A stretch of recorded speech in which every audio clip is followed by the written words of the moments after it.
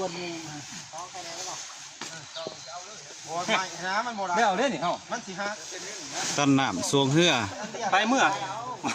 เดือนละอันกับพ่อและมุ้ยออกให้งานสามัคคี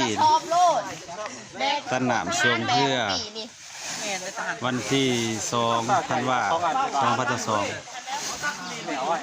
ในเมืองตุมลานพวกยากันบ่ชิวๆอย่าไป12คือกัน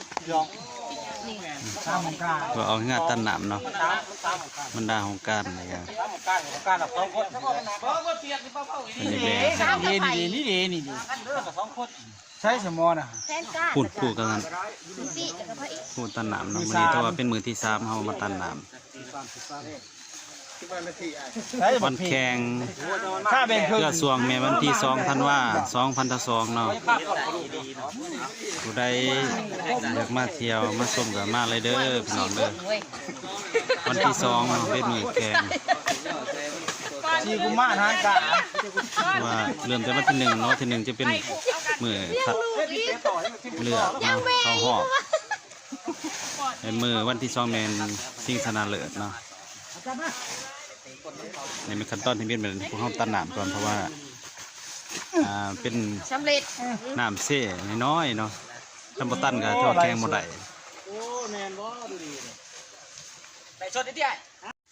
ทีมงานฮอวการเนาะตอนนี้เนาะไปในมาปั้นบุคอยตีนี่ตัวท่านไปในฮอวการมีลายเนาะคะแนนการเนาะพี่น้องเนาะเอาให้งานวันนี้เป็นมือที่3ก็น้ำก็ขึ้นไล่เติบแบบทีมงานกระเพาะข้าวผ่องหอน้ำเซ่กระเทศว่าทุกปีนะวันที่2 ธันวาคมที่ว่าจัดใช้วันศาสตร์เนาะมีทุกปีสวงเหือประเพณี8 สีพายให้สอบต่อได้ยังเบิ่งบนงั้นแต่ว่าปล่อยให้แล้วกับกระเบนก็นักแจก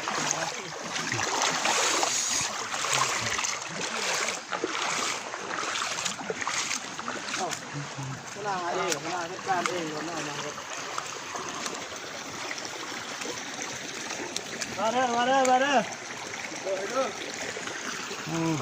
มาได้เฮ็ดแล้วนี่เราได้เฮ็ดแต่ลำน้ำแล้ว2 คนหามเพื่อลดพรพลังงานน้ำกับมันสิเบ้าแน่แบบผู้เดียวโอ้หนักนี่พี่น้องเราตั้นมาแต่วันจันทร์เนาะวันพุธ3 มื้อแต่ตั้นมาแต่วันที่21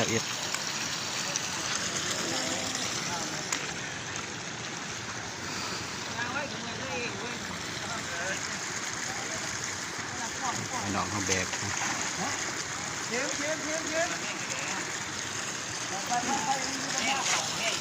เนี่ยตันป่วยมากพี่เน่นี่กำลังดีเพิ่นนี่แบกย่างสบาย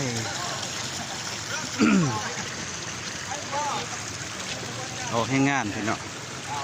สามัคคีน้องตันมา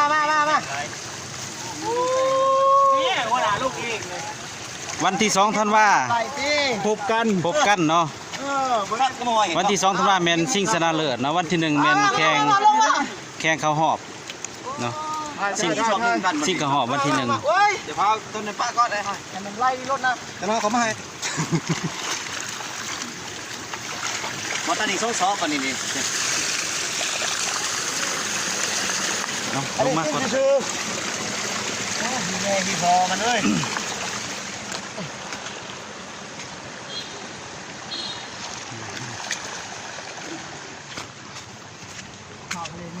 พระเจ้าสอบน้ำเลยเนาะเฮือนเนาะ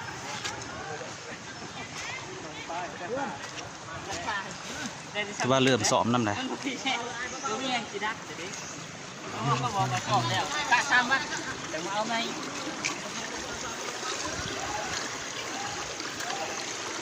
่เด้อ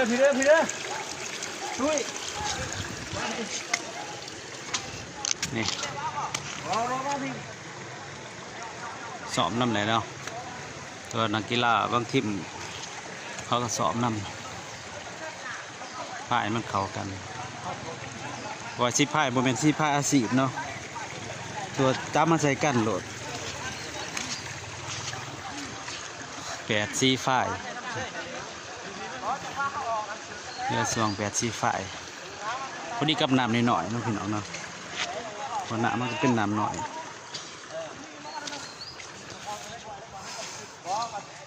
วันนี้จะเป็นพามใส่มันกกใหม่กกย่างเนาะมันจะเป็นเส้นใส่เนาะวันนี้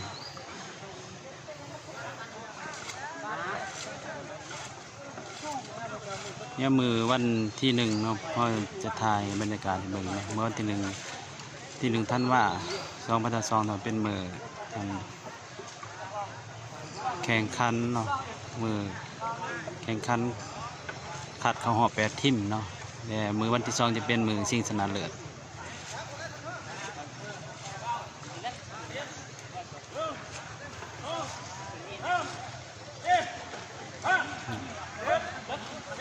แต่ละทีม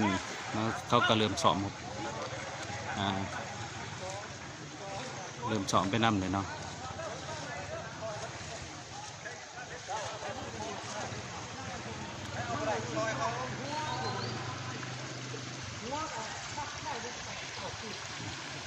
เดี๋ยวเราตันน้ำการว่ามันนี้เป็นมือชุดถ่ายแล้วจะตั้นเติมเนาะถ้าว่าน้ำหัวน้ำยังก็จะตั้นเติมอีกอัดเติมเนาะ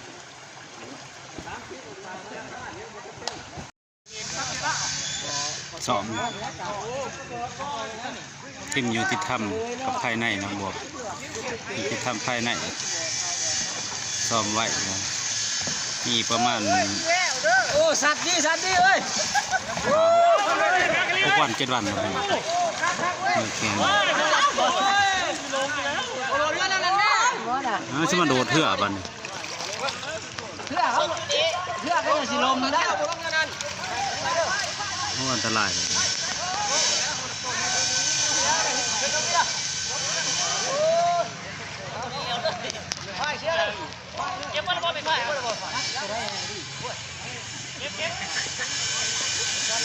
สองเพื่อให้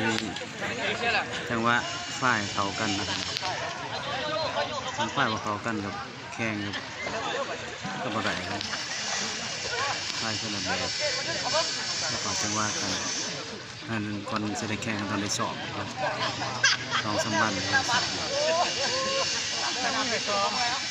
มีเลือดลมอะไรคนเพื่อหน่อย8 4 ฝ่ายเพื่อพัดพายมาถือกันว่าปิ้งจะได้ในพัดลมโดดเพื่อ